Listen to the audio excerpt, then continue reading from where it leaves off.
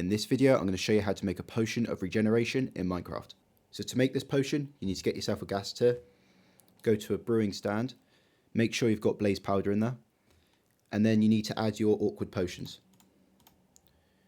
I'll leave a card in the top right with a video on how to make awkward potions. So once they're in, you can stick your gas tier in, and we'll let that brew. Once that's done, we've got ourselves Potion of Regenerations.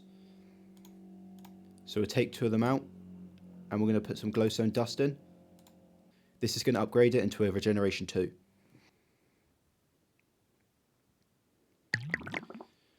And just like that, we've upgraded it.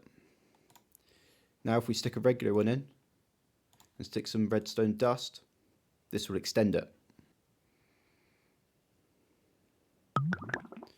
Right, and now we've got a regeneration with a bit longer time. As you can see, 1 minute 30, 45 seconds. And then the regeneration 2 is only 22 seconds long. So if we stick these all back in, and put some gunpowder, and let that brew, this will turn them all into splash potions. And there we go, we've got all our splash potions. So we're throwing on the floor. As you can see in the top right corner, we've got our heart. And this will regenerate our health.